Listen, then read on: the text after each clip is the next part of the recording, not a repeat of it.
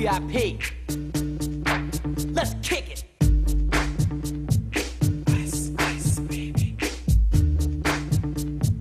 Ice, ice, baby. All right, stop, collaborate and listen. Ice is back with my brand new invention. Something grabs a hold of me tightly, flow like a harpoon daily and nightly. Will it ever stop? Yo, I don't know. Turn off the lights. Maruša Gorišek, najprej hvala, ker ste nas gostili tukaj v Zalogu. Curling, poseben šport, kako so se odrezali naši nogometaši?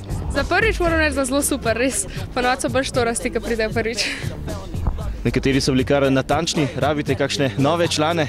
Ja, vsak je dobrodošel, tako da če je kakšen zainteresiran, je res lepo vabljen. Nam lahko malce več poveste o tem športu in kako je v Sloveniji razvit? V Sloveniji je v bistvu ta šport zdaj šele slabe 3 leta, odkar je tukaj. In moram reči, da zaenkrat nam gre zelo dobro.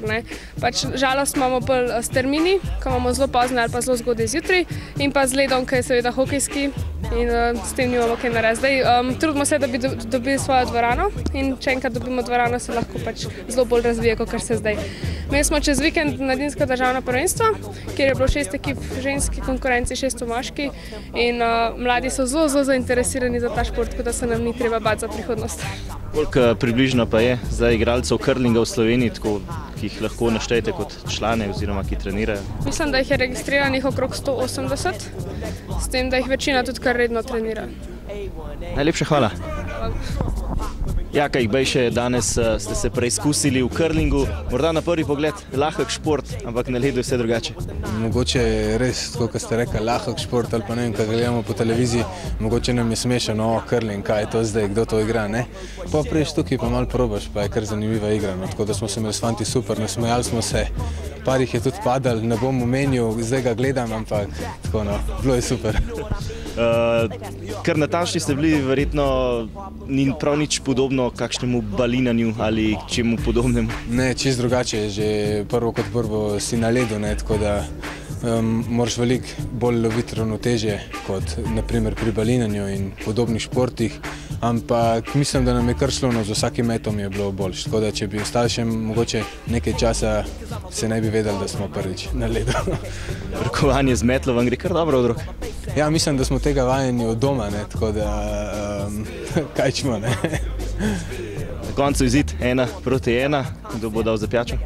Ja, izid je bil 1-1, mi smo sicer povedali, pa glede na to, da smo odigrali samo 2 igre, smo jim pustili tisto točko, da ne bo jutra kakšnih zamer na treningu, pa da bojo vsi dobro volje trenirali zjutraj.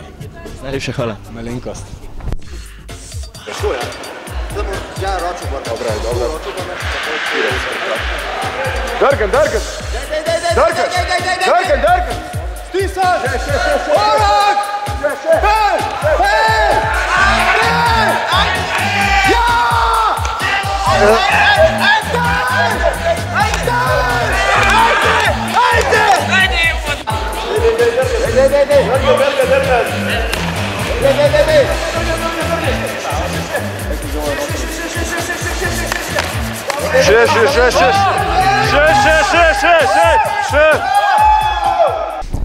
Uroš Korun, prav poseben šport, v Sloveniji ga nismo vajeni, malce ga sicer lahko spremljamo po televiziji, zgleda na prvi pogled morda enostaven, ampak vse preko toke, ne? Ja, res je, kar smo ga po televiziji gledali, res gledali enostavno, ampak zdaj, ko smo tole malo probali, mišice kar trpijo, tako da je naporen šport, ampak dosti zanimiv, no.